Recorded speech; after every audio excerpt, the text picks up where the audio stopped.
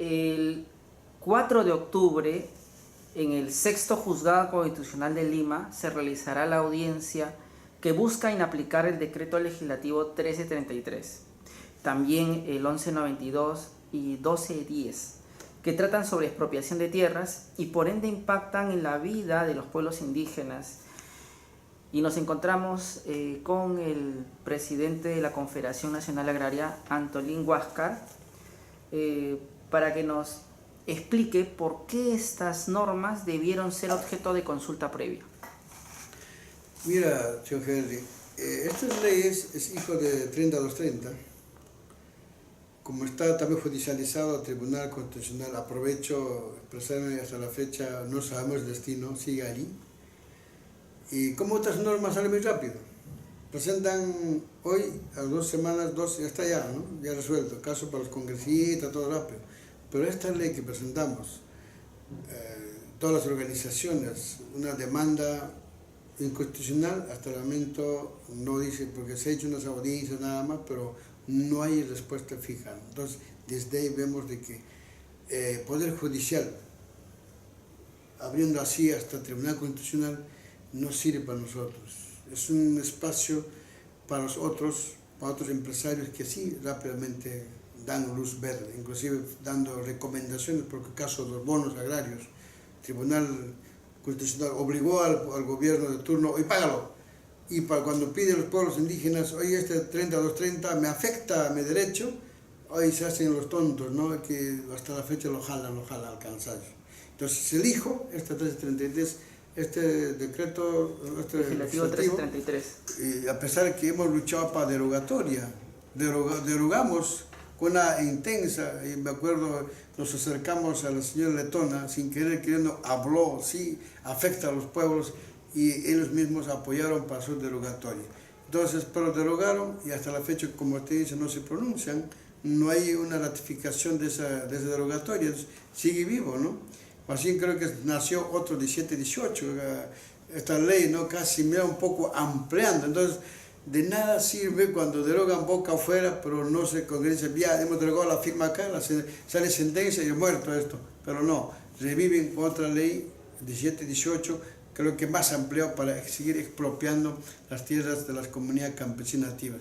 Eso lo van a hacer y seguirán haciendo. Por eso hemos hecho que haga una consulta previa. La asignación del Poder Ejecutivo mandan al Congreso para su ratificación. Claro, eso viene también de que se llama otorgación de poder, ¿no? El Congreso otorga poder al Poder Ejecutivo para sacar decreto legislativo. Entonces, con consentimiento del Congreso, el Congreso es su función de derogarlo, sintetizarlo, no sé qué hacerlo, pero nos pasé en esa forma. Entonces, yo digo de que, por ejemplo, han nacido muchas leyes, ¿no es cierto?, para ver, por ejemplo, hidrovías, para carreteras, para inundaciones, para hidroeléctricas. Y una comunidad que nunca ha llegado muchas veces, tampoco no llegan las autoridades. Allá en Cusco, hay que viajar como 8 horas, un distrito tan pobre, se llama Capi. Y su comunidad se llama Comunidad Campesina Perja, está en la orilla del río Apurímac. Entonces, en allí hay 2 empresas, ¿no?, para hidroeléctrica. Deberían consultar justamente esta ley, 1333, 1718, son que favorecen para expropiación terrenos comunales con su título de propiedad para entregárselo a estas empresas. Esta empresa está haciendo consulta, no el Estado, sino que esta empresa, Apurímac SAC, creo que se llama hidroeléctrica, ellos están haciendo conversatorio a las comunidades, ¿no? Están reemplazando al Estado. Es decir, el Ministerio de Energía y Minas debía hacer una consulta previa. Pero estas leyes que permiten, entonces por eso habíamos insistido de que estas leyes que nacen sean consultadas. ¿Vale o no vale? ¿Para quién sirve esta ley? Después, cuando se aprueba la ley, ¿a quién va a favorecer? No hay explicación. Por eso habíamos insistido que se haga una consulta previa o derogatoria. Por eso se derogó, pero como usted dice, está allí. No está tan derogado la ley, está puesto allí. No se han sentenciado como el juez sentencia, ya sentenció a hoja muerta, pero no lo está haciendo. Entonces, eso permite de que la población entienda, las comunidades, los estudiantes, el pueblo que camina, el pueblo que vemos caminando diario preocupados, también deben preocuparse porque las leyes es lo que permite de expropiación. Cuando te expropian las comunidades campesinas, hay una población grande. Tú vives de tus animales, de tu chacra, de tus capitales, la chacra. Tus vacas, tus ovinos, tus alpacas, tus vicuñas son tus animales, tu banco. Entonces, cuando te quitan esto, ¿dónde vas a ir? Vas a venir de la ciudad, otro problema para la ciudad. Vienen, migran a las ciudades, vemos tan tremendos, bastante problemas con ambulantes. Somos nosotros, estamos como ambulantes. ¿Por qué? Porque nos están quitando estas tierras, favoreciendo estas leyes, ¿no? Como 3230, 333, 18, 17, 19, entre otras leyes, decretos que aparecen, es lo que te desaloja de tu comunidad y te permite venir rápidamente a la ciudad, aunque sea como vendiendo caramelos, cortando zapatos, como que vivas a vivir, pero vas a ver tu comunidad porque en tu comunidad están otras personas ajenas. Ese es el problema que tenemos, señor Henry, y por lo cual estas leyes, pues estamos, no sé, en un mundo creo sin dueño, y aparecen leyes y el sistema, el gobierno y los congresistas aprueban, ¿para qué? Para que vengan personas ajenas. Para efectos de que el hombre de ciudad entienda qué significa ser indígena, ¿nos puedes explicar qué significa la Pachamama, la tierra, para las comunidades campesinas en su vida individual y colectiva?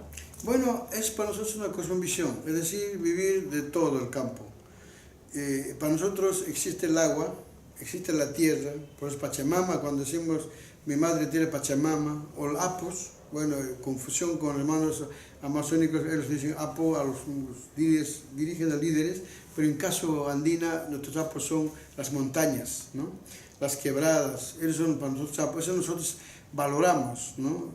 Por ahí a veces decimos, bueno, hermanos sectas religiosas caminan por las comunidades, a pesar, por ahí tratan de borrarlo, la costumbre que somos, pero el corazón sigue vivo, que somos nosotros amantes a la Madre Tierra, somos de la Pachamama, de los Apus, que aquí nos celebramos siempre recordándole, pedir permiso, ¿no? para que nos ande bien, que también haya buena producción. Entonces, para mí es una cosmovisión. Esa cosmovisión está viva. El problema es que cuando llegamos a Lima, capital, nos olvidamos. Si iríamos a San Juan del Lurigancho, por eso es cuando yo voy a veces los días domingos, sábados, cuando me invitan mis paisanos, ayacuchanos, huancalicanos, cosqueños, entonces voy a esas fiestas, el Cruzbelaco y el Tacanaco, y sigue también San Juan Lurigancho, costumbres, está vivo, están allí en nuestra cosmovisión. El problema a veces estamos negando a hablar nuestra lengua materna, está allí. Acá en Lima somos mayoría, ¿no? Los pueblos andinos amazónicos, hasta los afros que están allá posicionando, entonces somos una población, porque el problema es que negamos nuestra cultura, lo estamos reconociendo. Por eso el censo que nos censó, hay mucha gente que se ha identificado como mestizos, pero me alegra, más del 35% de los 32 millones ya somos el reconocimiento que estamos haciendo. Hoy soy indígena originario, por lo cual soy dueño de mi territorio. Si usted quiere afectar a mi territorio, conversamos. ¿Cuál es la condición? ¿Qué te llevas que queda para mí? Eso debía ser nuestro país, pero todavía estamos en un sistema dominante que va dominando y que va destruyendo. Pero ya desde la época de Velasco Alvarado, desde que hizo la ley materna que reconoció, es que por lo menos una de las lenguas maternas, lo vetaron hasta ahora, hemos avanzado, pero sí hay un avance poquitito, aunque sea poquitito, una guiadita, pero hay que seguir trabajando. Por eso mucho va a ser trabajo de nosotros, del pueblo, no el gobierno, sino nosotros tenemos que autentificarnos. Retomando, ¿cómo se lesionan así estos decretos legislativos 373, 1192 y 1210 los derechos ancestrales al territorio de las poblaciones indígenas, campesinas y nativas, especialmente en los casos de titulación o la falta de titulación? A veces ustedes solicitan que les titulen un determinado territorio y finalmente el proyecto de inversión termina siendo adjudicado antes de la entrega de territorio indígena, ¿no? ¿Qué piensas al respecto y cómo es que ves una afectación en ello? Claro, si nos reconocemos, autorreconocimiento como pueblos originarios, no necesitábamos antes, época de los incas, más antes de los incas, no necesariamente su título, este era su hito, dónde pertenece, a dónde pertenece, y un documento. Ya ahora, el sistema que vino y se implantó en nuestro país, pues te exige documento, por lo cual somos un territorio, por eso Tahuantinsuyo ahora, pues Tahuantinsuyo no era límite, ¿no? Pasaba y bueno, la parte política que vino para dividirte nos dividió como países y como departamentos, como distritos, a veces tenemos que enjuiciarnos, oye, este me pertenece a mí, pero hay que ir a títulos ancestrales, pero los títulos, ¿quién lo hizo los títulos? Son los españoles, ellos han hecho a su querer, a su manera, entonces a veces nos enfrentan. Para nosotros no habría ni un título ni límites, somos un pueblo, pero ya estamos bajo un sistema, entonces tenemos que acatarnos, pero respetándonos, ¿no? Por ahí hemos exigido al gobierno titular colectiva, georreferencia, no solamente título. No, cuando me titulas hasta subsuelo, no hablamos de territorio, no me titulas la capa arable. Titúlame como existe acá mi piedra, existe mi laja, existe las pajonales, es sirve para mis animales, existe mi bosque natural. Entonces no me digas este bosque pertenece al Estado, por lo tanto, hoy no te va a dar bosque como la selva que está sucediendo. Te va a dar capa arable, pero el bosque es natural, el bosque sigue perteneciendo al Estado, eso te va a dar incesión en uso. O sea que te está igualando con las personas extranjeras que vienen a permiso, igual también te va a dar permiso del Estado. Entonces, ¿en qué estado estamos, por favor? Por eso no entiendo este sistema. Nadie escucha al pueblo. El territorio es de los pueblos indígenas. Por lo cual, si quieren sacar algo de madera, tienen que empezar con su pueblo. Debe dar permiso del pueblo. Y hay mecanismos de consulta previa. Entonces, no existe consulta previa para el Estado, para los gobernantes de actual en esta temporada, no está sirviendo de nada. Entonces, por eso es lo que nosotros insistimos siempre, el convenio, hacer respetar, si formamos en diferentes espacios como pacto de unidad, pero hay que entender a la población que somos nosotros dueños. Si nos título colectivo, no queremos título individual, porque el título individual significa una parcela soy dueño y los demás y van a entregar a las empresas posiblemente. Entonces, actualmente existe PTRT3, existe en la región la titulación de tierras, pero están titulando individualmente. Hay un problema acá, por ejemplo, cuando han sacado BID, nos va a prestar plata, 50 millones, más 30 creo se le pone contraparte, está, pero son 80 millones, entonces de ahí están mayor focalizados de titular predios rurales, de título individual, es decir, yo, Antolín, a usted como doctor general, podemos solicitar un terreno que está en dominio del Estado, podemos hacer como un derecho, aunque sea, tampoco nos dicen cuántas hectáreas es un predio, entonces está escondido, está camuflado, los números, cuánto van a título individual.